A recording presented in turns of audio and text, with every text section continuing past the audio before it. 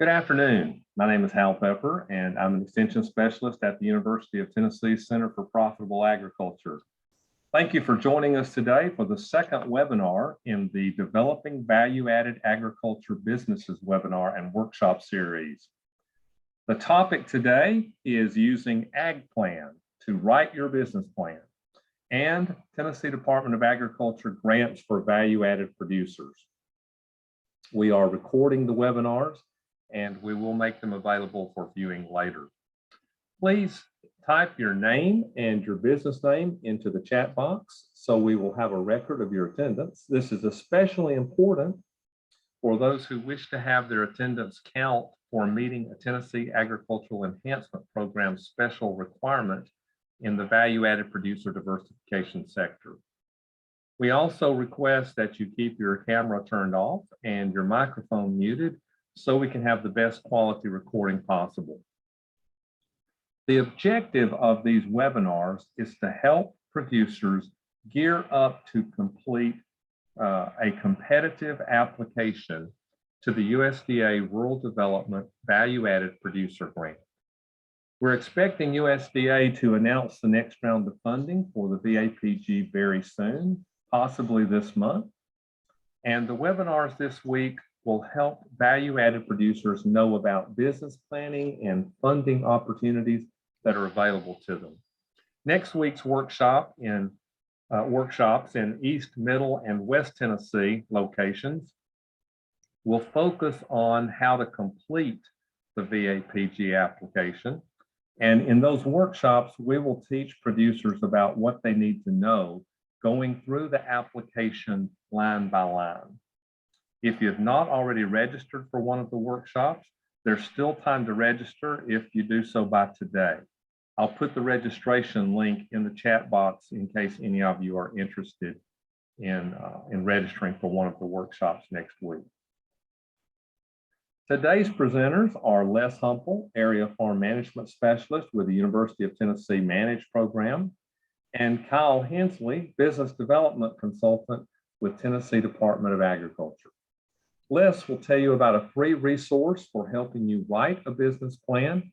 And while you might not use the business plan that AgPlan generates as part of your VAPG application, just following the steps in AgPlan to create a business plan would be very beneficial to anyone needing to create a business plan. And you could cut and paste information from that business plan into your VAPG application.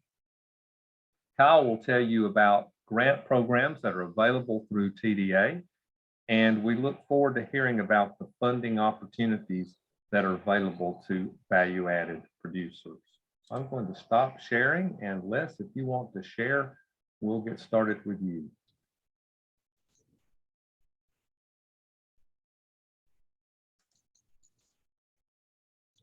Okay, Hal, did that come up?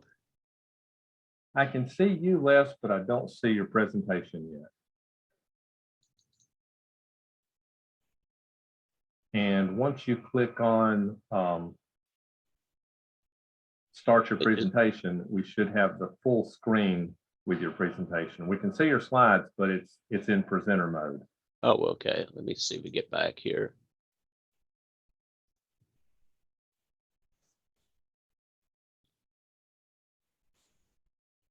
Okay, is that up now, Hal? I'm waiting to see it come. Not yet. You may have to hit the share screen button again. Okay, let's go back here.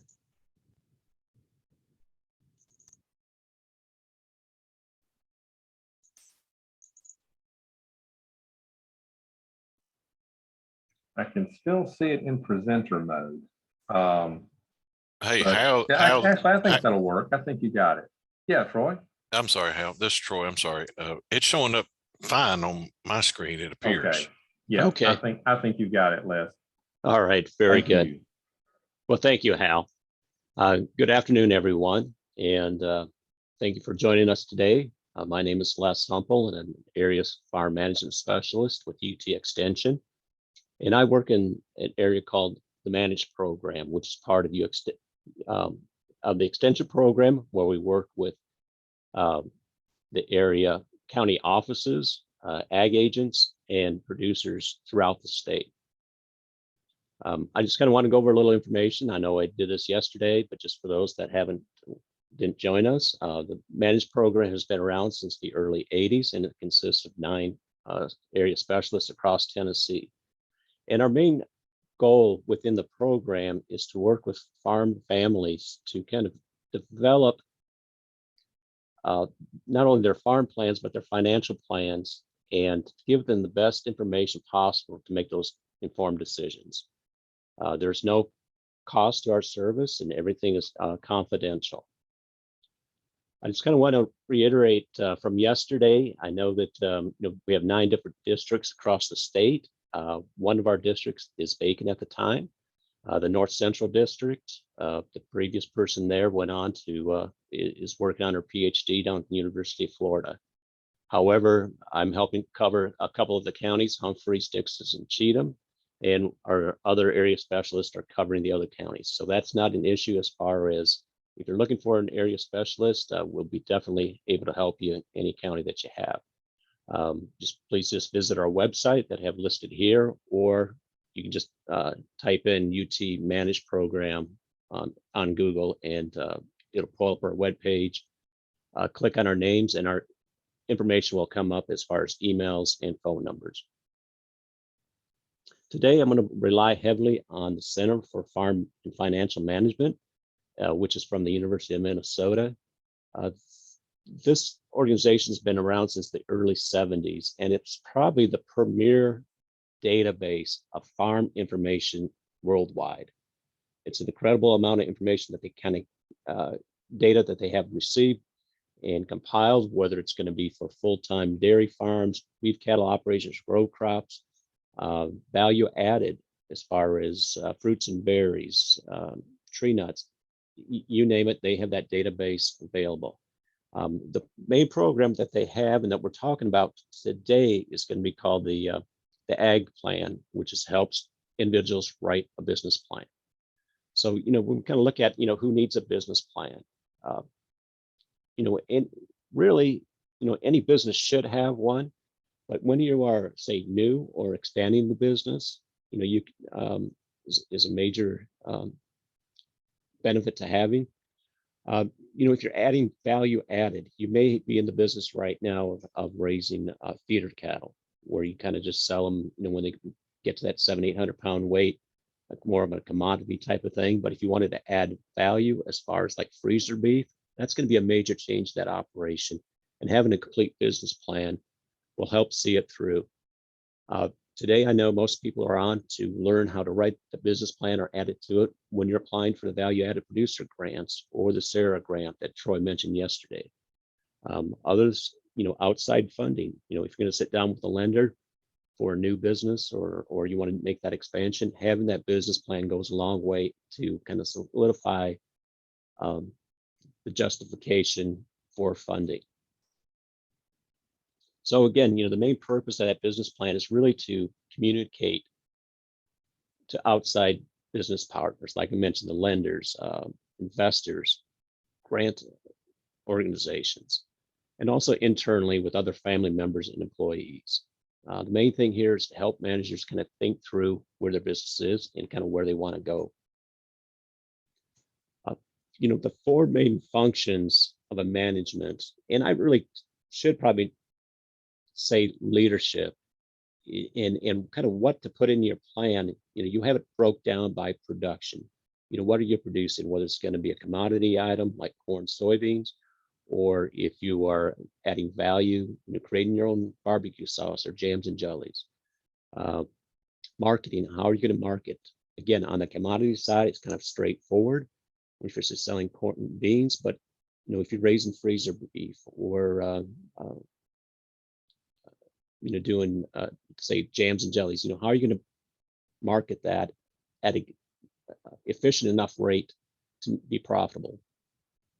And also personnel, who's going to do what within your organization, and then also financially, building those balance sheets, building that whole farm plan and cash flows that we'll kind of cover. So the sections of a business plan, and that we'll cover through AgPlan, is the executive summary, which again is a one or two page document. And it's the first thing that people read, but it's the last thing that you write. So first you want to develop your business by describing what it is that you're doing or want to do. Operations plans, how is that's going to be done? And then the marketing plan, the personnel, and then financial that we'll kind of all kind of discuss a little bit further here. About AgPlan, you can access it by just typing in agplan.umn.edu. It is a free of charge to anyone or individuals that wants to use it. You can do more than one plan. You can do multiple plans.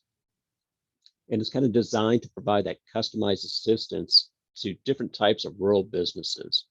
They have a number of different type of templates to follow. And those templates are specific to the type of business that you have. So when we look at those templates, if you're doing ag commodities, again, raising corn, soybeans, or beef cattle, you would use that commodity template. It's not going to be as in-depth as maybe a value added, but again, a good resource. The value added is going to be kind of specific.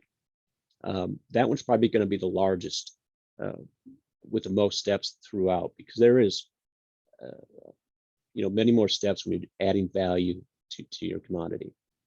There's also one that's a template for organic transition. So if you're in conventional agriculture and you want to go organic route, the steps that are going to be there.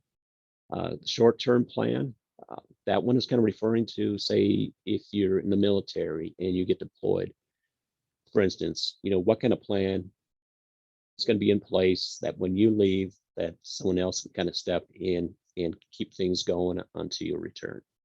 Personal plans, and also some small business opportunities as well. So for each type, there's an outline designed specifically for that business. There's tips in each section, questions that you can ask. They also offer sample business plans and links to additional resources within each section of that plan. So again, it's designed to kind of help the business owner work with either an educator or consultant. One thing that's a really big benefit to the AgPlan is that if you have a question as you're writing, say you're doing your financial statement, you can email someone from the University of Minnesota. You can email myself or another partner, and they could add to it and review it for you in return. So again, it's not something that you're just on your own. As you go through the plan, you can ask questions and have someone else review it as well.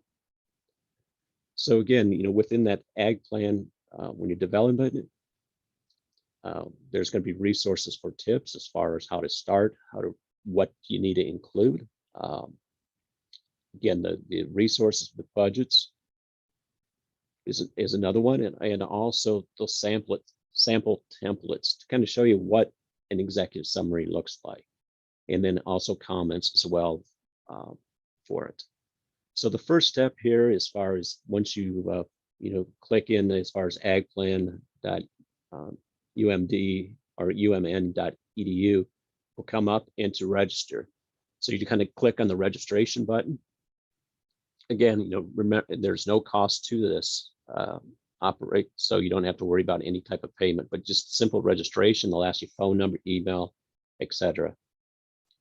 The next one here, it'll come up is starting a new plan. Once you have that in, you kind of click on start a new plan, and it'll keep a log of existing plans. So if you want to do one for your cattle operation or strawberry productions, you can do those plans separately as well.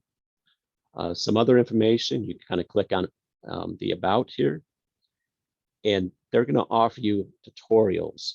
It's probably about maybe an hour of tutorials that'll walk you through the step, each and every step. So, it does do justice as far as what I'm showing here today, as far as what it can do, but I thought it was just kind of a good idea to kind of put this out there and show you, some of the possibilities within the program. So once you kind of have that brought up, it has different sections here, like the cover page, the executive summary, operations, and the financial plan.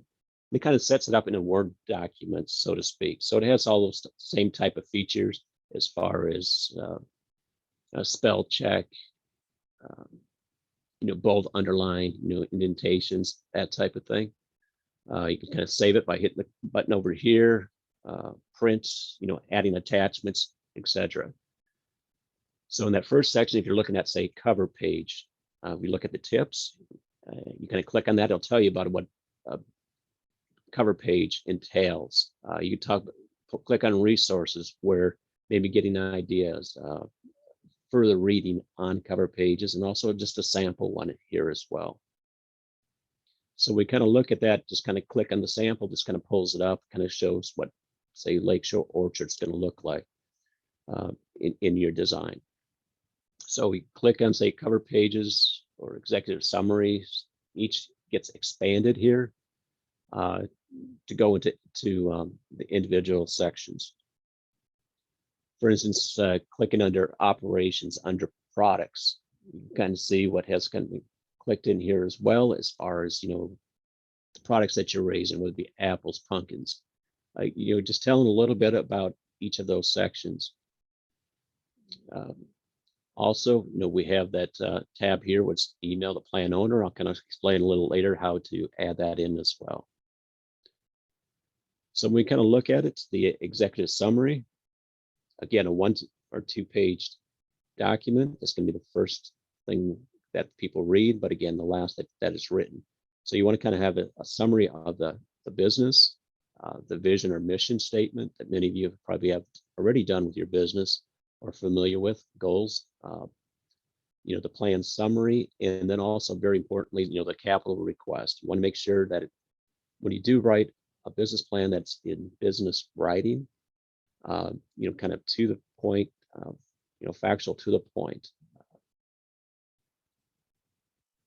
So when we look at the business description, you want to have that overview. What is it that you're doing? What going forward? What are any changes to the operation, location, the facilities that you have, the equipment, and then also some of that business history that you may have. If you've been in existence for a while, you kind of want to talk about the history of it. And then the ownership structure, which would be, whether it's a sole proprietor, LLC, a partnership within that. The operations, that's one's going to be a little bit longer section. It's going to be broke down into the products that you produce or raise in the services that you do. The production systems, are you organic, or as far as raising beef, are you a cow calf operation going all the way through? Is there anything particular about that operation that kind of sets you apart? And customer service, then also inventory management. If you are raising vegetables, do you have a storage unit or grain bins for your grain? How are you managing that inventory on your operation? Continuing with operations, we want to include things like licenses or permits. So again, if you are doing, say, custom beef, what licenses do you have through to USDA or the state of Tennessee in permits that you may need in regulations? So you have a business permit. Are you able to, do you can show that you're able to collect taxes, those type of things?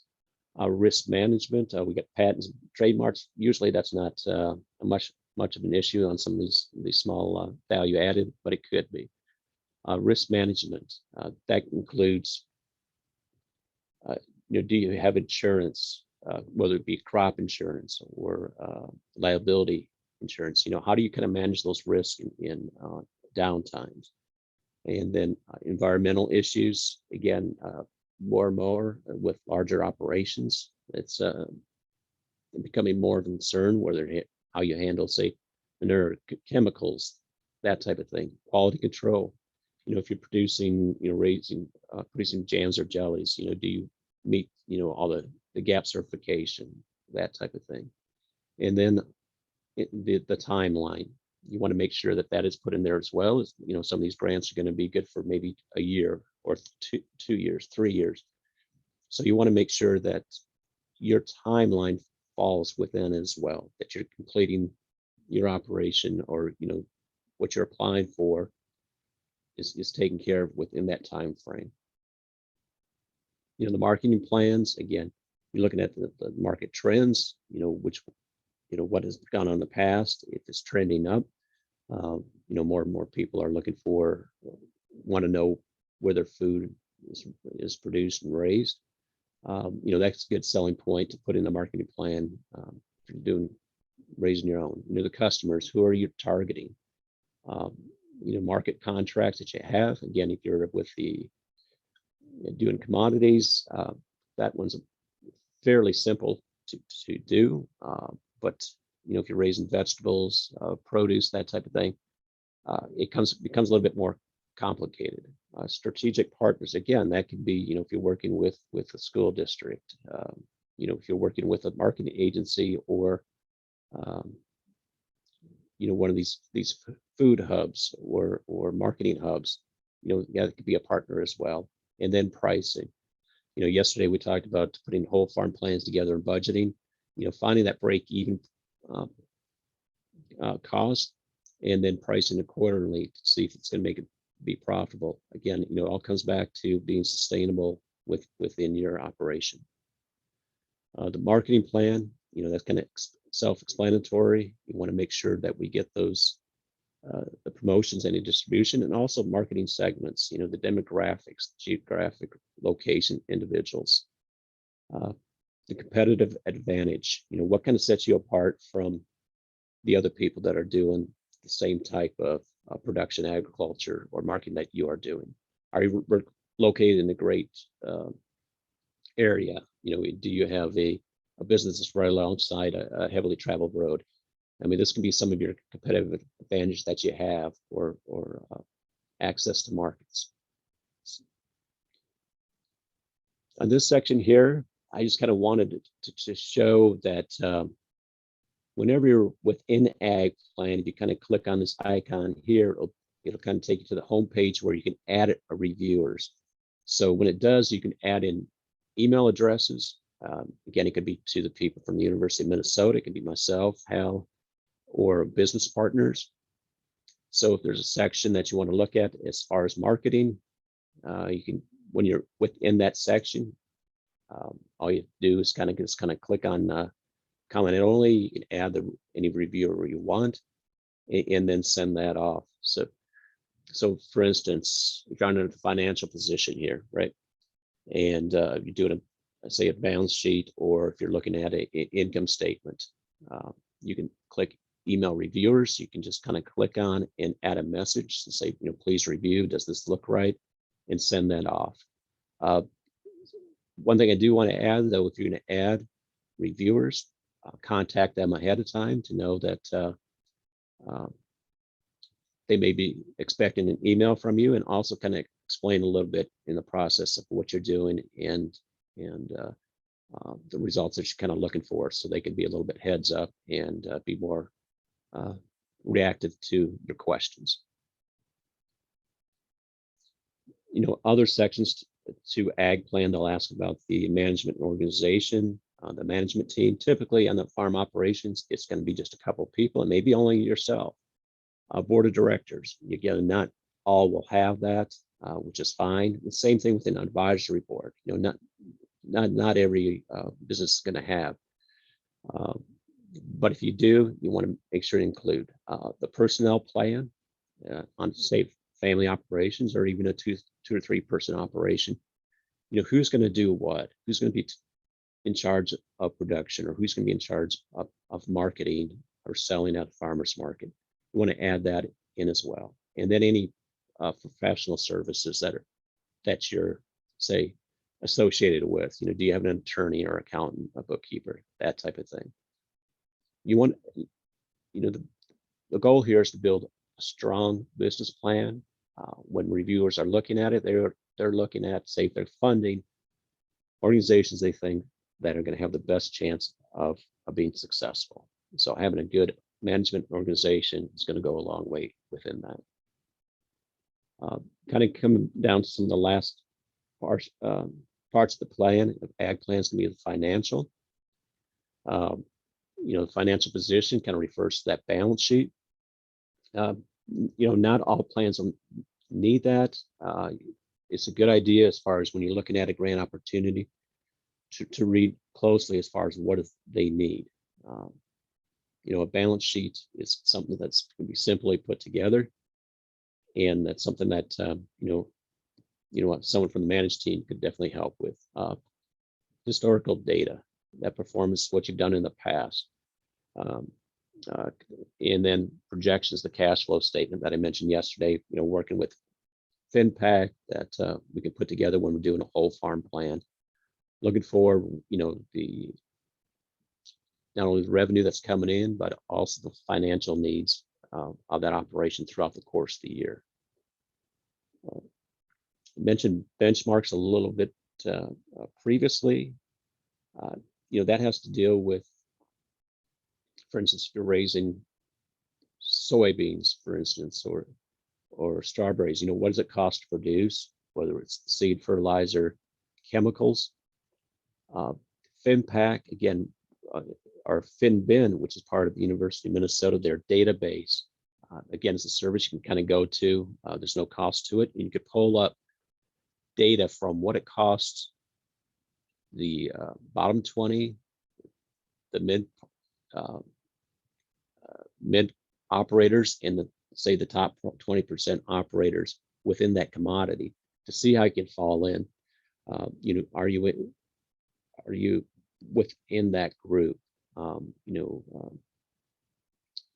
Or if there's changes that you need to make, kind of give that as a great resource when you're doing budgeting. And then capital requests, you want to make sure that that's clear and precise. They want to know where that their resources are going to go into and for what purpose. So, kind of in summary here, as far as writing your business plan, when you open it up, it may look kind of daunting with all the different sections, but almost no one uses all those sections. But use the sections that are important to your business and really expound on them. And again, a good plan is only about 15 to 20 pages. Oftentimes, a reviewer or lender may only look at that executive summary. They only have a certain amount of time to read and devote to it. So anything beyond 20 may not get looked at. So again, you want to make sure that those 15 to 20 pages have the pertinent information. It's very direct and easy to understand.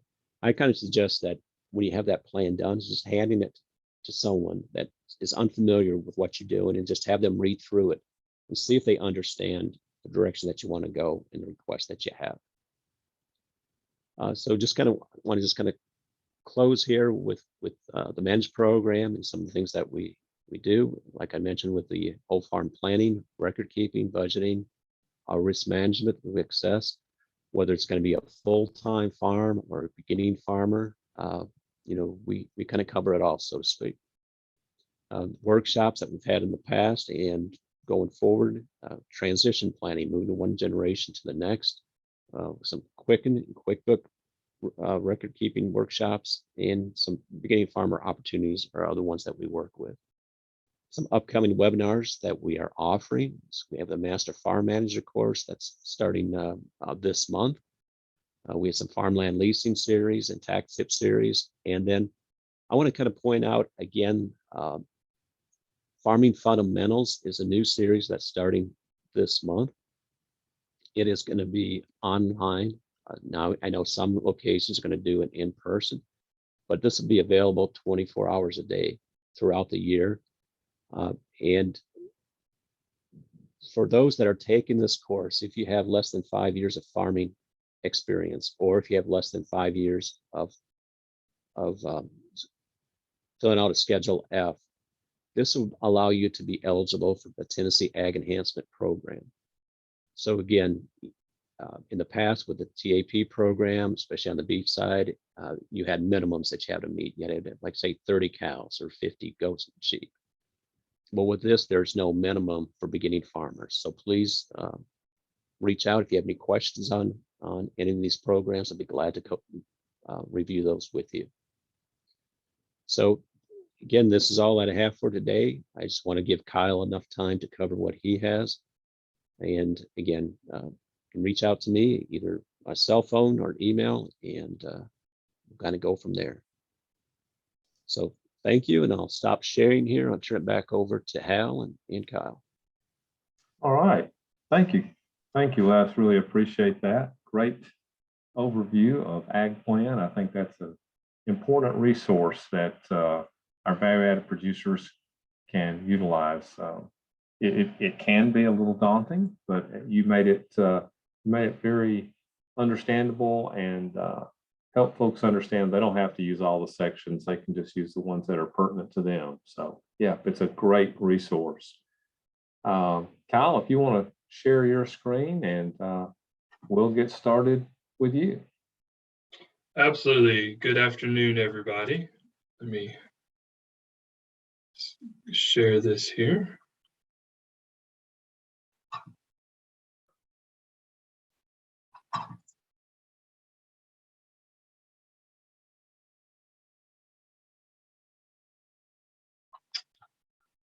Well, let's see.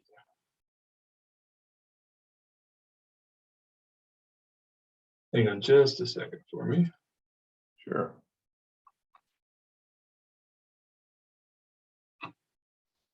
You know, when you share your screen, I'm sure others have experienced this, stuff just pops up everywhere and you don't know where it went. Yep. So Totally aware of that.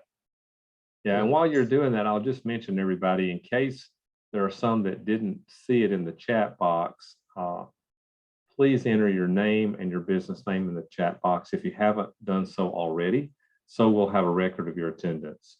And I think, Kyle, I think you've got it up there. We're good to go. Perfect. Awesome. Well, good afternoon, everyone. My name is Kyle Hensley. I'm a business development consultant with the Tennessee Department of Agriculture. I'm going to go over a little bit of the resources that we have at TDA. For some of you, this is old news. You've heard this. You know all about it. For some of you, maybe this is new and it's something that you need to hear. So really excited to be here and talk with all of you today. So we're just going to jump right in. It shouldn't take me too long, but we'll just go over stuff and have some time for questions at the end, and I'll be sure to share my contact information as well. Let's see here. So the Business Development Division of the Tennessee Department of Agriculture, you can see kind of our mission there, but ultimately our goal is rural economic development and increased farm income. I'm just one of several team members, and if you don't know the team member for your area, certainly reach out to me. I'd love to try to connect you. I spend a lot of time working with the craft alcohol industry, so wineries, breweries, and distilleries. We have folks who cover livestock and meat processing, forestry and wood products, value-added food manufacturing. It runs the entire ag industry. So if you don't know where you fit in, feel free to reach out to me, and I'd be more than happy to get you connected. But I'm going to talk a little bit about some of the resources that we have. The first one, and really the one that I think is going to be the most important, it's one of the programs that we're most well known for, is the Tennessee Ag Enhancement Program. Many of you are on this call today to get your credit to be the master producer level of the Tennessee Ag Enhancement Program. But to sum up TAEP, it is our cost share program for long-term on-farm investments. And so this is essentially a way to get money directly into the hands of Tennessee agricultural producers. It's been around since 2005, as you can see there. It is a cost share program, and we'll talk a little bit more about that as we go along. But it's a long-term program. It's been around since 2005. It's something that we're really excited has gained popularity, gained momentum, and continues to be relevant in Tennessee. We're lucky to have a governor who supports this program. He's a farmer himself. He has grown the dollar amount available through TAEP, so we were able to do some new stuff, which is super exciting, and we hope that continues to grow. If you're a Tennessee producer and you're not involved in TAEP, we really want to make sure you are. There's lots of opportunities to get involved and to get some cost share dollars to help with your operation. There are 3 different applications for TAEP. And again, I apologize if this is information that you already know, but if you don't know, if you're not familiar with TAEP, there are 3 different applications A, B, and C. And each application is going to be specific to certain demographics of farmers. The one that I want to focus on here, because I think it's most applicable to what most of you all are doing, is application B, or we call it producer diversification. You can see that's what the application looks like with the watermarking. The application period is currently closed, but that's kind of what the application looks like. But then within each individual application, there are the different sectors. And so within application B, one of the ones that's really popular is the value-added products sector. And so we do a lot with that. That is, you're eligible for 35% or 50% cost share up to $12,000.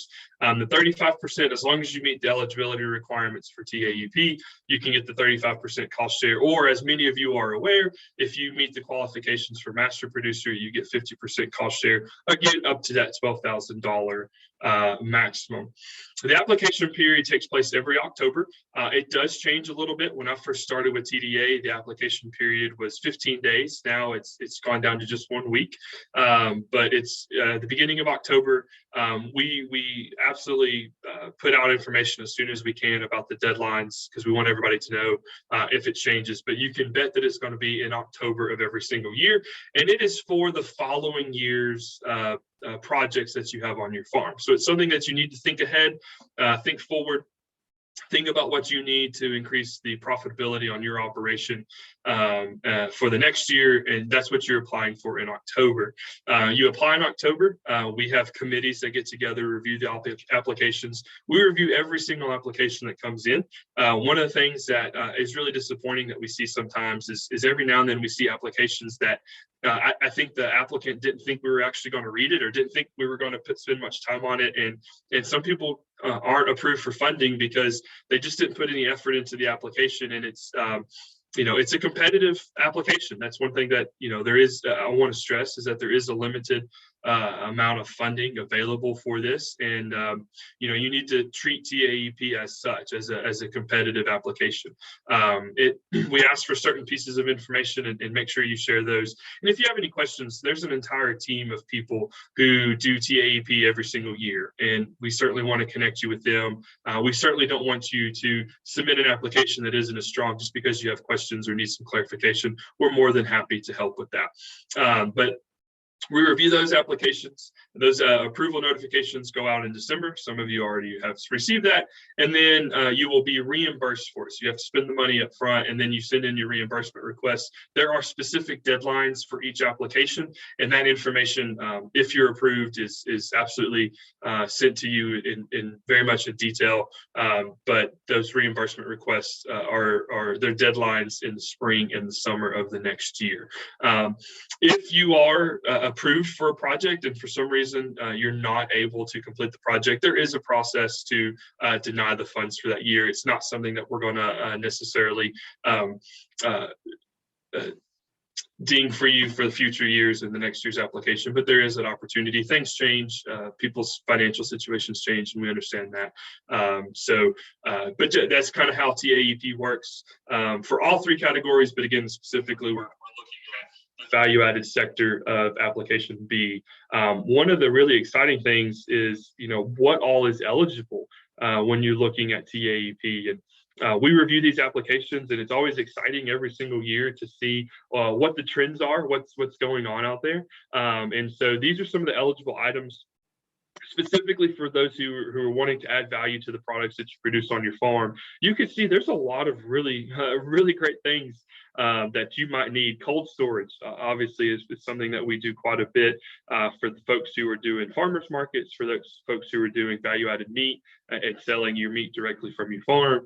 Cold storage is really big, but you can kind of see there some examples of different eligible items. Now, if you don't see something on there, if you have an idea, if you have something, again, run that by us. We'd love to hear from you first before you apply, and we can kind of walk you through what might be eligible, what might not be eligible. When you get the actual physical application, the applications, we print them out, we send them to extension offices. When you get the actual application, there is also a corresponding list of items that are ineligible. So you want to make sure you take a look at that before you apply, because you don't want to spend the time and the effort putting in your application and apply for something that's just not going to be eligible. For those that are familiar with TAEP, these are some of the changes in this year, 2021 and into 2022. Let's reference the new beginning farmer option. There are some specific qualifications you have to meet. So you really want to pay attention to that and dive deep into it. I didn't list it here, but we can certainly send that to you if that's something that you're going to be interested in. I would expect that it returns in 2022, this fall. There's a group that advisory committee that meets every single year to kind of evaluate TAEP. And so until that group meets and those changes are finalized, I can't guarantee it, but I do think that's something that will continue in the future. And you can see some of the other options there that returned and changed in 2021 and 2022. And we're excited to look at some of the options moving forward into 2022. TAEP, one of the biggest reasons that TAEP continues to be so successful and continues to get attention from state leaders is the economic impact that it has on Tennessee. We partnered with UT's AgEcon department to do this study and show that for every dollar invested in TAEP by the state, it returns over $6 in economic activity in Tennessee. That's a huge win. State government programs, there's very few things that you can invest in and get $6 in return in. So it does a lot of good, and we're very, very proud of that program.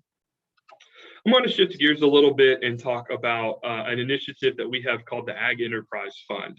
The Ag Enterprise Fund is a non-COVID related grant program. So this existed well before COVID, and we hope will continue to exist well beyond COVID whenever we find that time. But the Ag Enterprise Fund, essentially the way that I sum it up is it is making investments in Tennessee businesses that are having a positive impact on the local agricultural economy. So if you're looking at a project that's really going to only improve your operation and not have a huge impact on other farmers in the area, you might not be a good fit for this. But let's say you want to expand your operation, and in doing such an expansion, you're going to need to buy from other farmers, support other farmers another way, and it's going to be an impact on kind of the local area beyond just your operation. This could be a fit for you. It has to be a new or existing business, and so it could be a new idea, it could be a new venture, or it could be an addition or project on your farm. It is a project-based program, and so it's not something you apply for working capital or anything like that. But let's say you're doing in the direct-to-consumer meat sales, and you really want to increase your farm store is just through the roof, and you can't keep up with demand, and you want to increase the size of your farm store, the size of your operation, and you're going to buy cattle and or other livestock from other farmers in the area, and you need to get the equipment to do that. This could be a good fit. There's lots of other options, there's lots of other fits, but that's just kind of an example to wrap your brain around the way this program works. One of the exciting things about the Ag Enterprise Fund is it comes to the state. It's not a federal program. All of you are probably interested in USDA grant programs and understand the daunting tasks that can come with applying for a federal grant program. This, if you've done USDA, if you've done anything like that, this is going to be a breath of fresh air. The application for the Ag Enterprise Fund is very short, sweet, to the point. Basically, tell us about your operation, tell us about the project. How are you going to impact others in your area? That's what we want to know.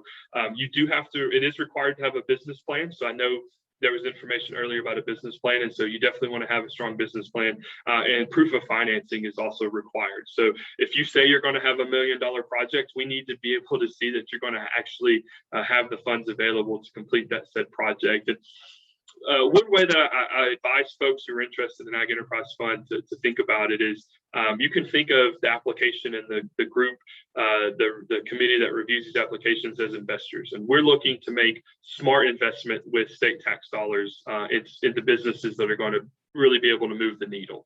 And so if you think of it from that perspective, you kind of understand what we're looking at.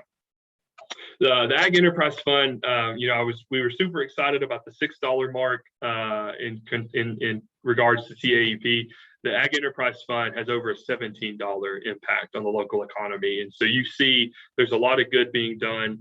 This program has been around for several years now. It came in under Governor Haslam, so it's been around for quite some time now, and it's really making an impact on Tennessee.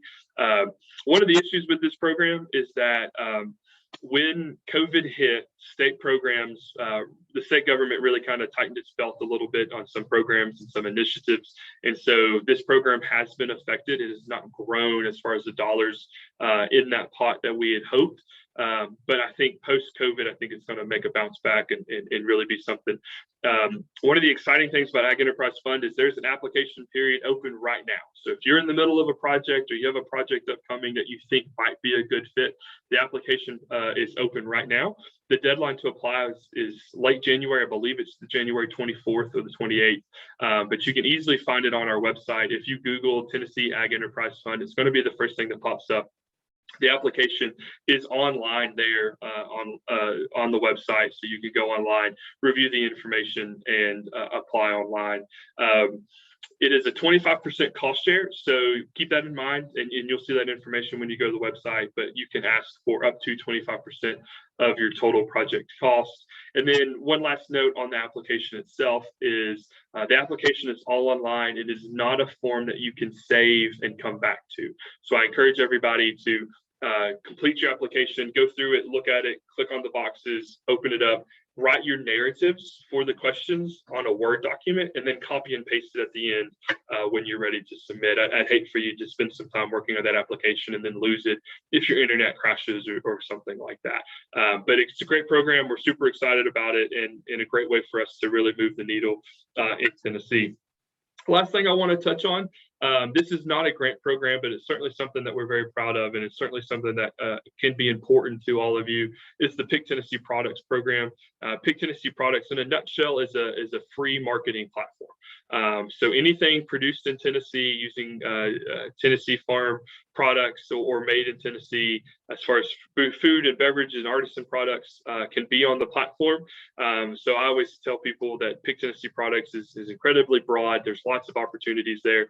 Everything from pumpkin patches and agritourism associations to strawberry patches, pick your own operations, to Little Debbie cakes. They're made here in Tennessee. They're made just outside of Chattanooga, and they are on the Pick Tennessee Products platform. So you can see it's quite broad, but it's a great opportunity for you to get some exposure. If you're not on the platform, feel free to go there. You can see the website, picktnproducts.org. Then you hit the Apply Now button. It's a free application. It takes just a few minutes to complete, and then you're on the platform and live. One of the really exciting features of being on the platform is the Pick Tennessee Products logo.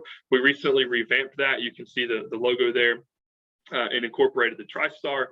We thought that it was important. The TriStar has gained so much popularity and so much momentum, and when people see that logo, they instantly recognize it's a Tennessee product, and so we're super excited about that. When you're on the platform, you have free range to use those logos on packaging, on signage, on your social media, on your website, and really anywhere you want to brag about being a Tennessee product. We want to make sure that you have that opportunity there. We have a social media, Pick Tennessee Products social media. We use social media to drive consumers to our platform.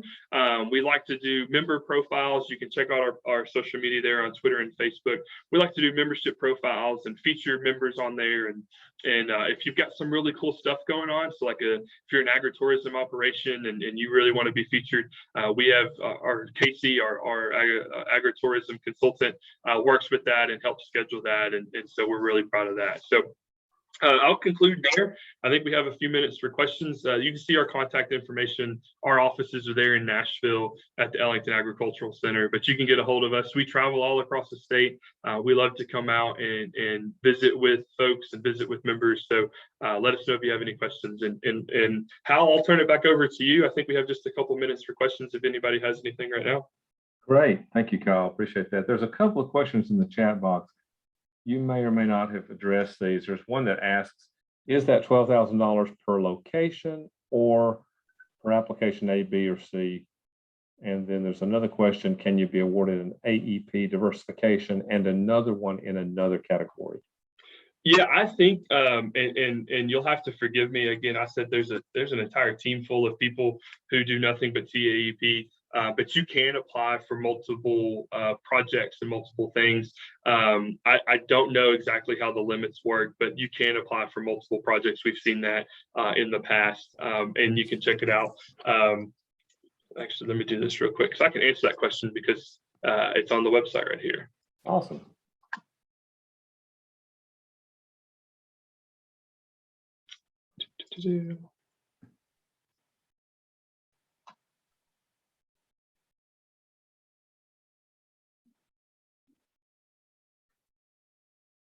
And while Kyle is looking that up, if there's anybody that hasn't put their name in the chat box, you might have joined late, might not have heard me asking about this later. This is our record for attendance for TAEP. So please enter that if you haven't already.